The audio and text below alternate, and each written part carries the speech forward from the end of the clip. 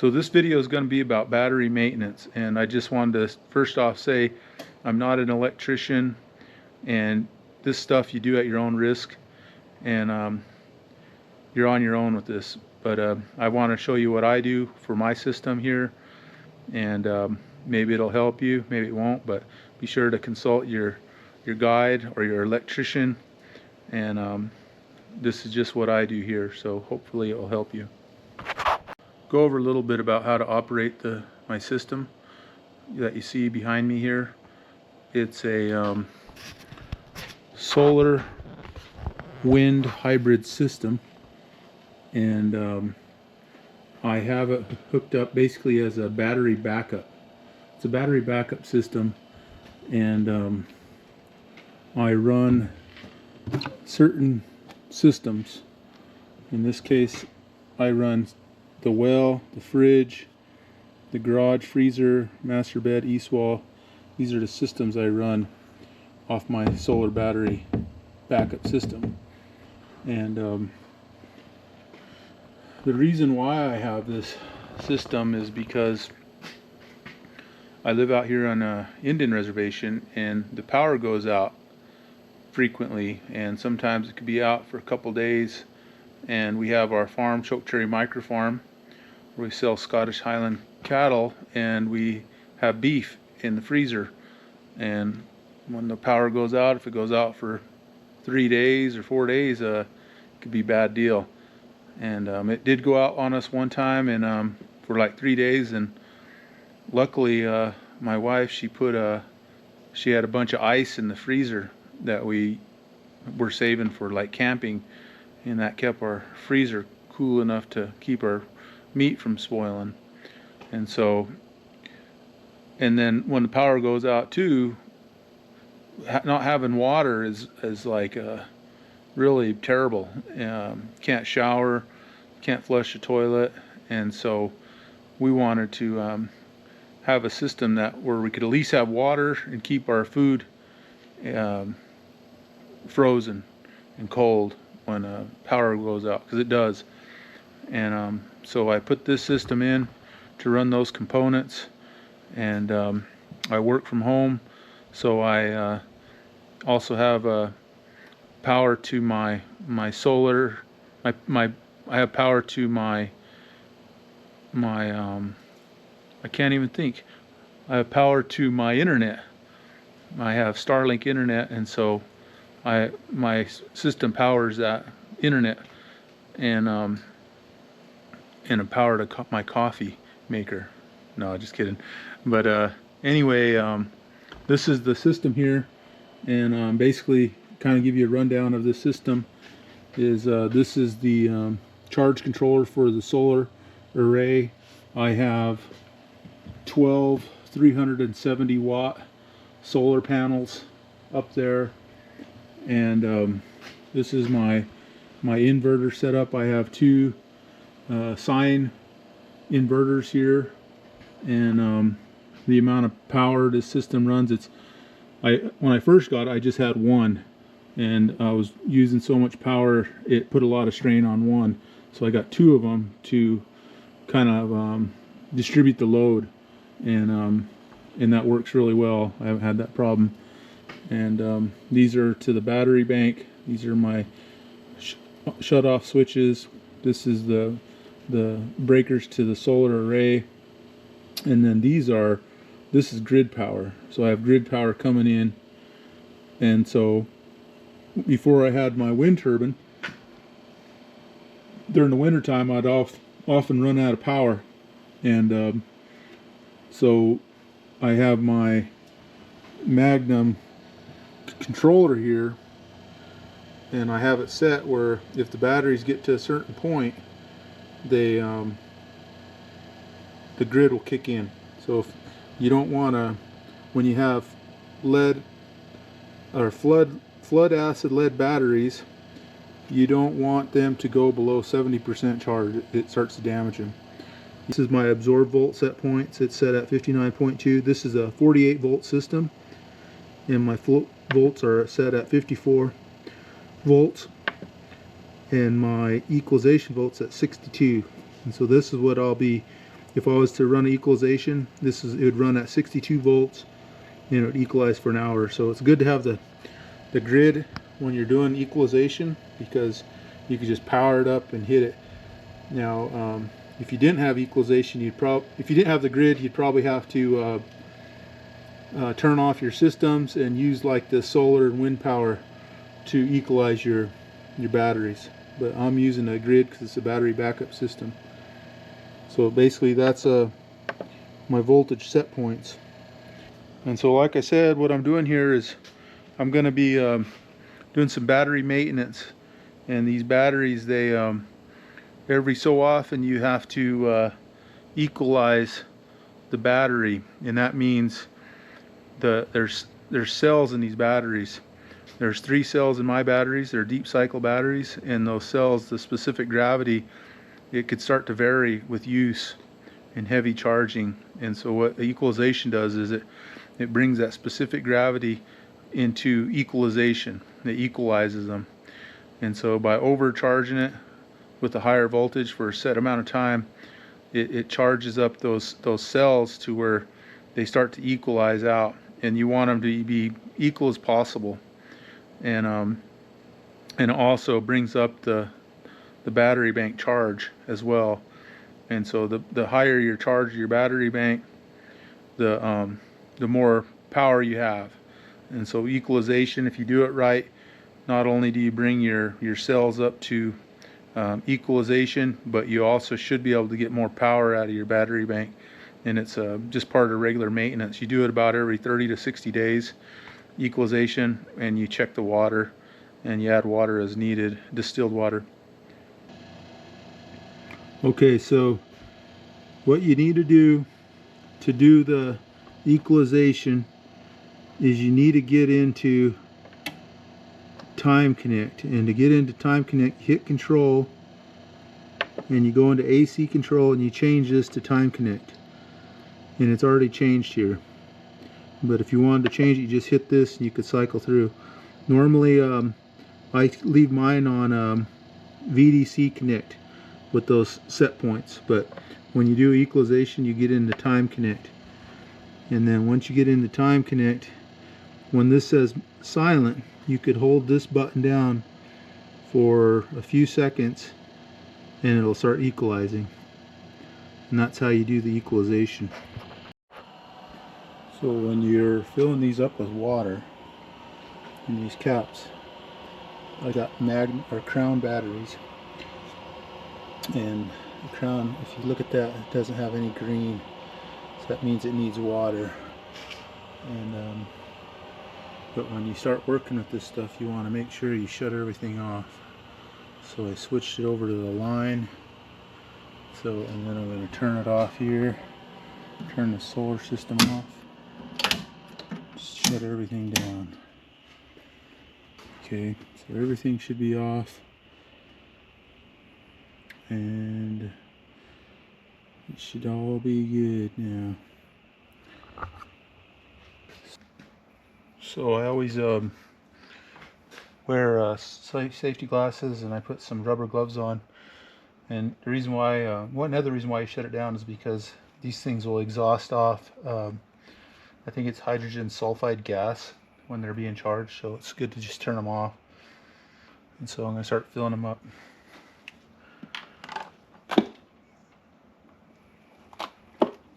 And you always use distilled water. Don't use any other kind of water.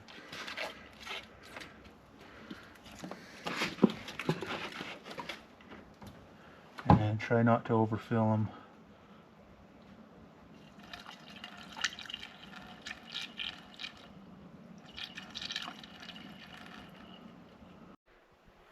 So I quickly wanted to show something I do when you're measuring specific gravity. So I have 16 batteries, and each battery has 3 cells. And so I'll take a measurement, the specific gravity of each cell, and write them in here. And after I do all that, then I could compare the differences in specific gravity between cells, between batteries, and you do that several times. So I'll go measure it here in a bit, get the specific gravity, see how far different the cells are. Usually when you haven't equalized them in a while, the numbers will be very highly variable. Well, here, video me. Hello guys, this is Tokeseri Monkey Farm. Shine it right here. My dad is a mechanic like his dad. He does lots of filtering a lot.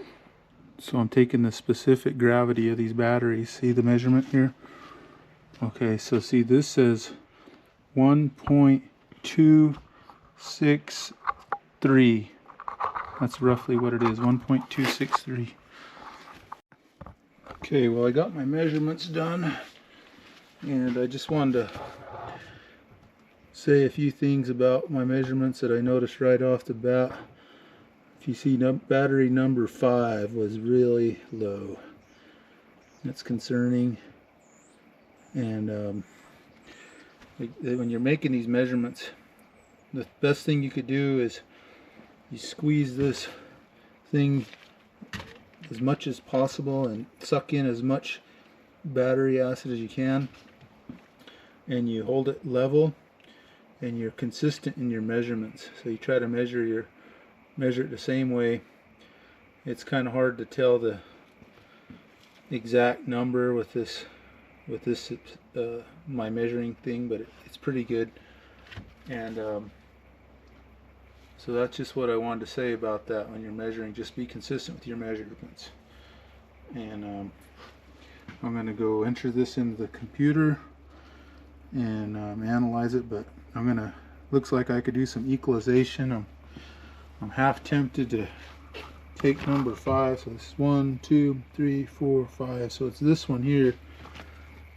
And I think what happened with this one is the water got real low on it, and so I'm going to try equalizing it maybe for 4 hours or something, give it a good shock, and then maybe equalize it again in the morning, and then do another specific gravity test on it. So when you do your equalizations, it's more of an art than a science, and what I would recommend on that is that you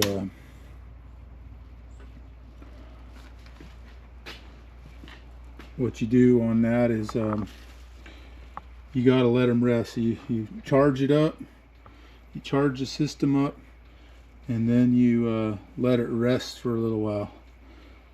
Let those batteries kind of settle down, and then charge it again. When you're first doing it, you could hit it a few times pretty hard for a few hours. You don't want to overdo it, and so I'm thinking I could easily do 4 hours, I think, of continuous charging, and because like the variation on these numbers is pretty high.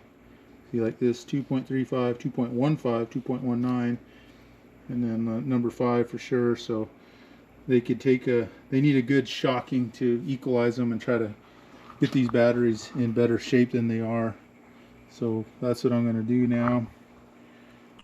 Okay, now I want to show you something. This is some documentation and some guidance from Backwoods Solar. That's where I bought all my solar system equipment. These guys are really great to work with. They're out of northern Idaho. And talked to David Myers. He's great to work with. But they provided this to me when I bought my battery bank system, and it just gives you some good guidance on battery maintenance and care.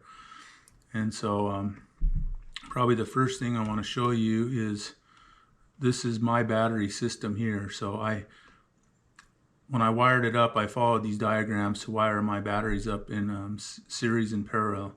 So I have 2 strings in series, and it's in the battery system is wired up in parallel. I think that's the way you pronounce it, or how you describe it. But and the way you figure out like your amp hours you have total for your system when it's wired up like this is you look on your battery, your manufacturer information, and it tells you some information on it, how many amp hours, the rating of amp hours of each battery. And each battery I have is a 6-volt battery. So because they're wired in a series, you count these 1, 2, 3, 4, 5, 6, 7, 8. 8 times 6 is 48. So it's a 48 volt system. And the rating of it is if you discharge your batteries over a 5-hour period, your rating of it is 340 amp hours. And because there's 2 strings, I got a total of 680 amp hours. Now, if you use the rating of discharging over a 20-hour period, you have more amp hours. And so 430, 430 for each string, total 860 amp hours. So that's how you use that. I just want to show that because that's what my system is. It's kind of a big system, I think. Could be bigger for sure, but the other stuff I wanted to show here is the correction factor. Now, my batteries, according to the documentation, they're fully charged at 1.275 100% crown batteries, and that fits within this table given by Backwoods Solar. But basically, they're saying anything above 1.255 to 1.275 is 100% charge. And but you want to go off what the manufacturer says. And then this here I want to show is the correction factor. So remember I told you to record your time or your temperature of your batteries. And so you want a battery monitor that has temperature. So it monitors the temperature of your batteries, and you record that when you do your specific gravity readings, because the temperature affects your specific gravity. So in this case, for example, one of my readings was the temperature of my battery was actually 80 degrees Fahrenheit. And so I don't have to do any kind of correction on any of my measurements, just 0. But if it was hot, if my temperature of my batteries was hot, I would have to add 0.004 to the value. And if it was cold, for example, 70 degrees Fahrenheit, I would have to minus 0.004. And so that's the correction factor. And if you use my code that I developed for this, it applies that correction factor. And this is something that you got to be careful of is the temperature. You got to be sure of the temperature, because if you have a high temperature, your volts direct current are likely less than what it's recording, and if it's cold, your volts are probably greater than what is recorded. I think that's how it goes. Let's see. Yeah, I think that's how it goes. Might be opposite, but your temperature affects that. Okay, I wanted to go over how to analyze your data after you collected some specific gravity measurements.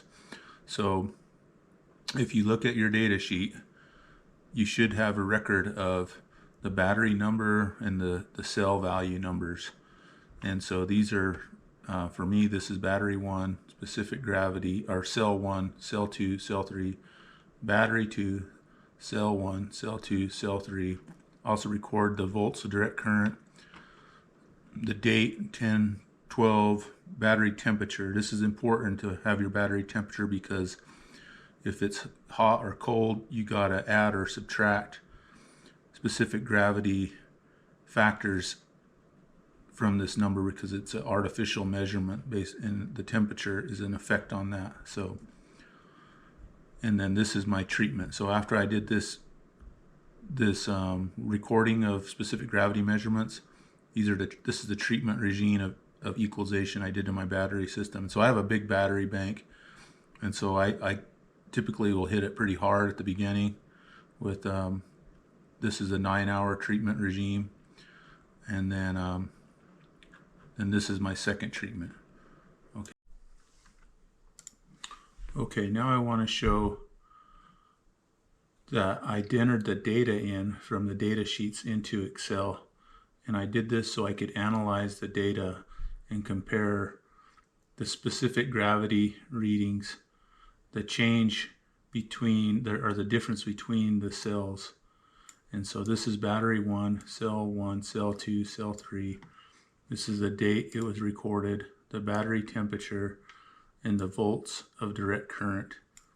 Over here I have equalization treatment hours and the equalization details. So this For example, this treatment entailed a 1 hour, 1 hour, 4 hour, 3 hour treatment regime for a total of 9 hours. And then I recorded the specific gravity. So in this case, what happened was I took a reading, specific gravity, when the battery bank said it was fully charged, but I didn't do no equalization. And so after I recorded these values here on this date, 9/27, I did this treatment regime. And then on the 12th, I recorded specific gravity from these. So I let my battery sit for a while and rest before I took these specific gravity readings. And these are the results here, and the other data values that I recorded. Now what I want to show here is how I analyze the data from the Excel file. It's actually not an Excel file. I use Excel to enter the data in, but I save it as a CSV file. And so what this code does, this is Python code, and I'm using Visual Studio Code to analyze my data. But it reads the file, and then it applies a correction, a specific gravity correction factor. And remember, I was discussing how temperature affects the specific gravity reading. So the temperature value that's used in the that you record on your data sheet of your battery temperature value, that data is being used as for this specific gravity correction factor, and it's applying this correction factor based on the temperature to the specific gravity measurements to correct for the errors or the artificial specific gravity recorded values. And so if you this is the correction factor. So if your temperature is 80 degrees Fahrenheit, you don't have to do any correction. But if it's minus 30, you got a minus 0.044 from the specific gravity reading. And so that's what this code does here. And then down here, it calculates the statistics, the mean and the greatest difference between each battery cell and the cells of each battery. So, and then it prints it out and also saves it as a CSV. So if here you could see the batteries 1 through 16 for the first time I started doing the equalization treatment. So there's no equalization applied at this time. This was just the first recorded values before I applied the equalization treatments.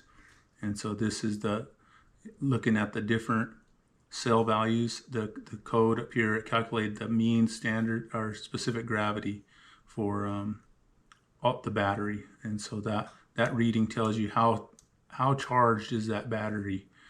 And then this one here tells you the greatest difference between the cell values. So in this case, it's 0.017, and anything greater than 0.02 is bad. It needs equalization. And if you look down here, see this one's 0.03, this one's here is 0.023. And so we need to do an equalization treatment because these are highly variable, and these values are also low. And so what the equalization treatment does is it brings this specific gravity measurement up, and it also equalizes the cells within the battery. And so that's what after an equalization treatment you could get this. This is the first equalization treatment, and you could see my specific gravity measurements went up a little bit. Kind of could see it, a little higher values. And you could also see that the cell values, the mean difference, or the greatest difference between the battery cells is getting closer. Okay. And then this code here, what it does is it analyzes the entire battery bank system and gives you some statistics on what's going on with the whole system. And so here's the first one before any equalization treatment, and it had an average specific gravity of 1.235, which is probably about 75% charge. And then this one here, this is the greatest difference between the cells of all the batteries. And so it doesn't matter which battery, it's the greatest difference of all. And so it's high, and it goes down with time as you equalize. And if you notice here too, the specific gravity goes up with your treatment. and that's good. You want this to be high. And you look at your manufacturer specifications of your batteries, and my Crown batteries, they have a specific gravity when they're 100% charged and brand new of 1.275, and so this is less than that. And I've never had a reading that high for all my batteries ever, but it shows that it also can show like your wear and tear in your battery. So as this gets lower and lower, you're losing battery life. Okay, but this is still pretty decent. It's still within the probably acceptable range of 100% charge. And then here you can see this is the greatest difference among averages. And so what this calculates is the code here. It calculates the average or the mean of each battery cell values, and then it finds the difference between the means and the greatest difference between the means of the cell values. And as you can see, it decreases here. And so I rely on this one here, the greatest difference among the averages, the means, and I got down to 0.02.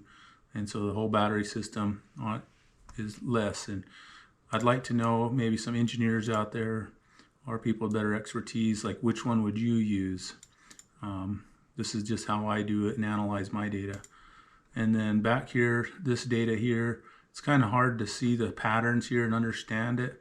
And so I wanted to see my data graphically with statistics. So that's what this code does. It uses matplotlib and it creates a graph.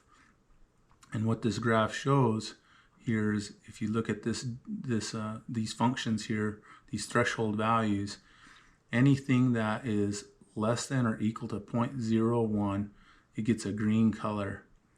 And anything that is less than or greater than or equal to 0.01 and less than 0.02, it gets yellow. And everything greater than or equal to 0.02 gets red. So basically what this is saying is these ones you still need to do equalization treatments because it's red. And these ones are okay. It's less than 0.02, and you want to shoot for that. You want your cells to be no greater than 0.02. And so what this code does is it shows you graphically. So with this one, I started my equalization treatment, and there was no treatment here. And so you can see a lot of red in these batteries. And then up here, I did an equalization treatment between this time, and there's only one red, and there's more greens and yellows. When I did this one here, there's no red. And then when I did this one here, you got more greens. Okay, so that's basically what this stuff shows. Okay, so to help you all out, I wanted to let you know that I have posted all my code and information here on my GitHub repository. So if you want to download my code and my Excel sheets and information on how I did this and information that I showed in this video, it's all here at my GitHub account. And so if you just clone this here, you'll get a copy of an example of my statistics that I calculated. This is the actual code, the battery bank equalization code, IPYNB. It's a Jupyter notebook file. These are, when you run this code, you get these outputs, and I put them in there so you could see what they look like. And also it has the CSV for the specific gravity correction factor and the data sheet example. So I hope this helps you out, and I'd be really interested in anyone that might want to contribute to this. You could clone it and contribute, and we could together we could make this code better and more useful. I did put a license on the code, and the license basically is it's provided free of charge, and it's available for basically open source as for personal education research purposes only, for not to be shared or modified under commercial use. So if you want to use this code for commercial use or something, I'm not against that, but you got to give me a call or send me a note and let me know what you're doing, and maybe we could work something out together on your idea. But right now I mainly got it up there for just those of you like me who we just need some tools and some help to run our systems. And so it's just, I mainly have it here for personal research and educational uses, and anybody could just use it and work with it. But okay, so after everything's done and you got your equalization to where you want it, you want to clean your batteries up. And see, there's battery acid coming out from the equalization from overcharging and too much water. So you want to clean that up. And so use some baking soda and squirt it off. And then after you do that, you want to spray it with some sealer so it doesn't corrode those connections. Well, I'm gonna clean these off, and should always have some baking soda around. Clean this acid off.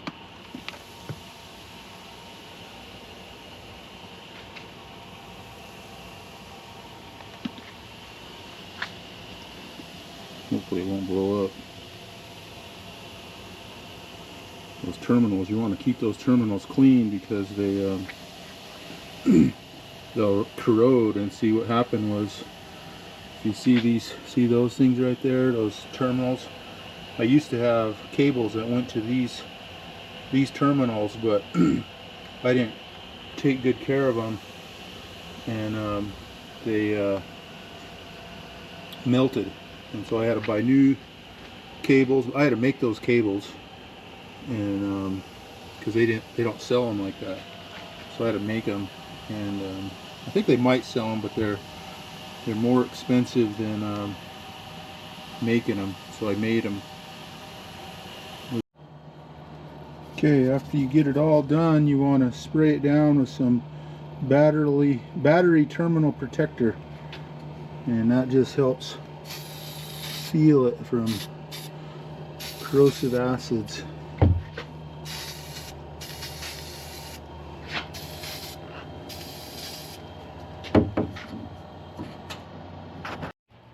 Okay, got the battery box sealed back up so it's not venting hydrogen sulfide gas into my garage. It's hooked up on VDC control. And I also want to mention, this is my Windmill Pro MPPT controller, and that's what controls the power of the windmill. And the battery wires come into here, and then they go up into here, and I think it's this breaker here. That's the breaker for the windmill. The rest are for the solar array. And so that's it. Hope you enjoyed the video. Don't forget to like and subscribe.